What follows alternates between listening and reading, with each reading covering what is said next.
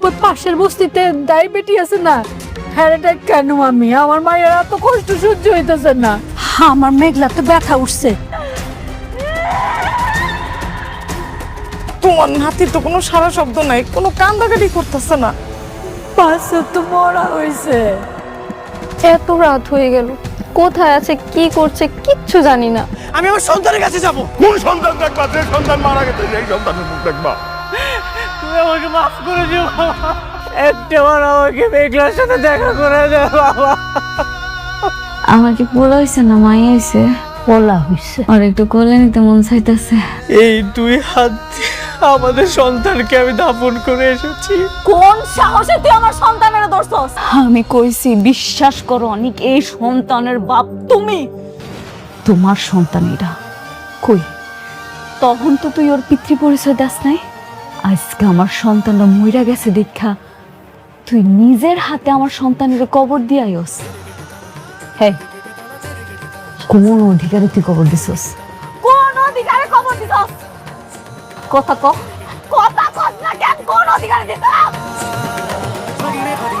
আব্বা, তুমি কি এখন আর কিছু কইবা না? আব্বা, তোমার আমি কইতাছি, তুমি ওরে এই জায়গা থেকে যাইতে কও, নালে তুমি আমার মরা মুখ দেখবা। আব্বা, কি খারাপ হয়েছো কেন? শুনলা তো আমার মেয়ে কি কইলো? খারাপ হয়েছো কেন? তোমার জন্য আমার মেয়ের সন্তানটা আজ মারা গেছে। তোমার জন্য আমার মেয়ের জীবনটা ধ্বংস হয়ে গেছে। তোমারে আমার আর দরকার নাই। যাও যাও, তুমি চলে যাও। ওই মুখ আর আমরা দেখতে চাই না। যাও। মেঘলা, তোর মতো খুনি আমার মেঘলা ডাকবি না। কিসের মেঘলা রে? তোর আবার কিসের মেঘলা? তোর মেঘলা তো ওই দিনই মারা গেছে যেদিন তুই আমার সন্তানের পিতৃ পরিচয় দাস নাই। যা কইতাছি, আমার চোখের সামনের দিকে যা। তুই আমার বাচ্চার খুনি, তুই আমার বাচ্চার খুনি। তুই যা কইতাছি আমার চোখের সামনের দিকে যা, আমার চোখের সামনের দিকে যা। বাবা, খবরদার, খবরদার, আমি তোমার বাবা না। আমি তোমার মতো কলঙ্কিত পোলার বাবা হইতে পারি না। তোমার মতো নিকৃষ্ট ছেলের বাবা হইতে পারি না। তুমি যাও, যাও, তুমি যাও, বেড়ে যাও।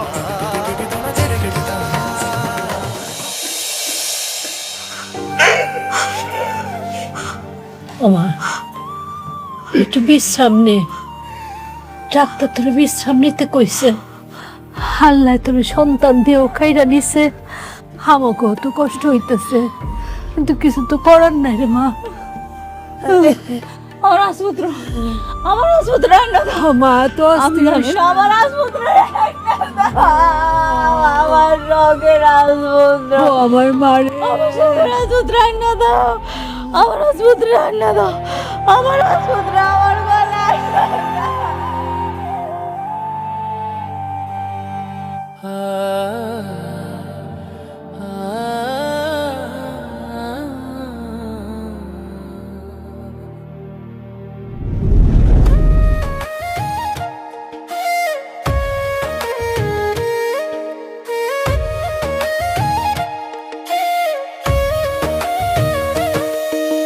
ভাগ্যগুণে পাইলাম তোমায়, ভাগ্যে তো আর রইলা না।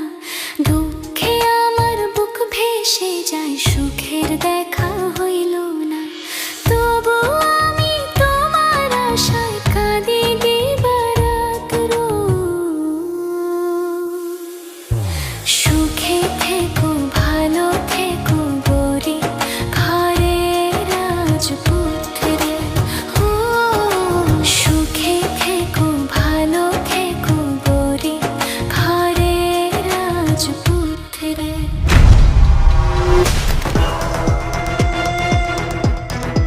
একটার পর একটা ষড়যন্ত্র করে, একটার পর একটা ষড়যন্ত্র করিস।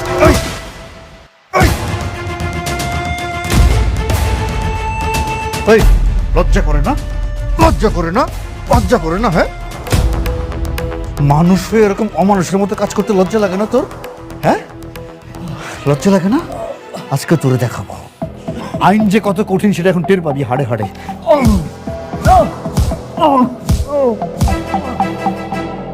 লজ্জা লাগে না? না সহ্য করতে পারতেছিস না? না সহ্য করতে পারতেছিস না? যখন অপরাধ করিস তখন মনে থাকে না? হ্যাঁ, খুব ভালো করে চিনি, খুব ভালো করে। যখন থেকে এই ইউনিফর্ম পরেছি তোদেরকে খুব ভালো করে চিনি।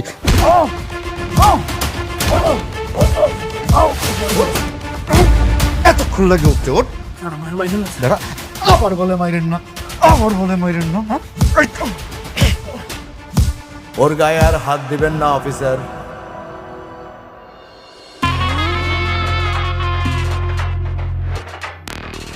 আনিস সাহেব, রুস্তম, প্লিজ বসেন। It's okay, please. জামিনের কাগজ। জামিনের কাগজ?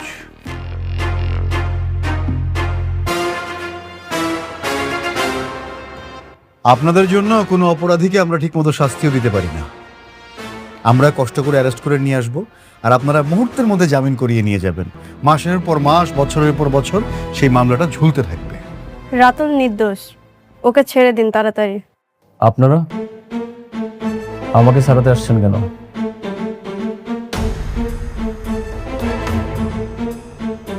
আমি বাবাকে বলেছি ওই ফকিন্নি বাচ্চা আর ওর স্বামীর যতদিন পর্যন্ত না উচিত শিক্ষা না দিতে পারবো ততদিন আমি এই লড়াই করেই যাব। এত বড় রিস্ক নিচ্ছেন সামান্য চোরের জন্য? শুধু থাপ্পড় নয় রাতুল, সেই দিন ওই অনেক আবারও নীলাকে অপমান করার কারণে ভরা মজলিসে বরপক্ষ নীলার বিয়া করাতে অস্বীকার জানায়। ওই অনেকের কারণে আমার বাসা ভর্তি আত্মীয় স্বজনের সামনে আমাকে অপদস্থ হতে হয়েছে, এমনকি আমার বিয়েটাও ভেঙে গেছে। আমি অনেকের শেষ দেখে ছাড়বো। তাহলে তো এখন আমাদের শত্রু এক। হ্যাঁ, ঠিক আছে, চলেন। থানার মধ্যে এসব আলাপ করা ঠিক না। অফিসার, আকবর, বের করে দাও।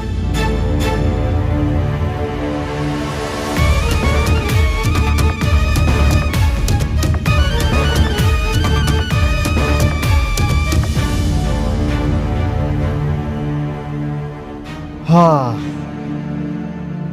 আকবর, কিছু বুঝলা? না স্যার। কেন ফিডার খাও? এক বিল্ডার্স ঝামেলার কারণে দিয়ে গেল থানায়, আর আরেক বিল্ডার্স প্রতিশোধ নিতে ছাড়াই নিয়ে গেল। এই বিল্ডার্সে যে কি খেলা, এই খেলাটাই বুঝলাম না। আরে বাবা আসছো? আরে তোমার জন্য তো বৌমা সারাটা রাত চিন্তা করছে, সারাক্ষণ তোমারে ফোন দিছে, তোমার ফোন ধরো নাই না, বন্ধ। এই বৌমা, বৌমা অনেক আসছে, বৌমা। এই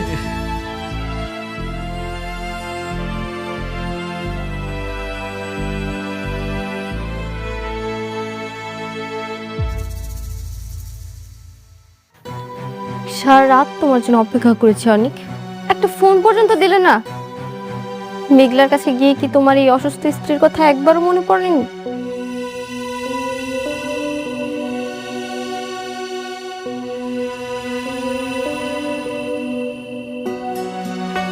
সরি বৃষ্টি, আমি আসলে এমন একটা পরিস্থিতিতে আছি, এই ধন সম্পত্তি সবকিছু আমার কাছে বিষ মনে হচ্ছে। মানে মেঘলার কাছে গিয়ে এখন আমি তোমার কাছে বিষ হয়ে গেলাম? দেখো বৃষ্টি, আমি এখানে তোমার সাথে ঝগড়া করার জন্য আসিনি, আমি একটা চূড়ান্ত সিদ্ধান্ত জানাতে এসেছি। সব শুনবো, আগে ফ্রেশ হয়ে কিছু খেয়ে নাও, তারপর সবকিছু বলো। উঠো। আমি আর এই বাসায় থাকবো না, আমি এই বাসা ছেড়ে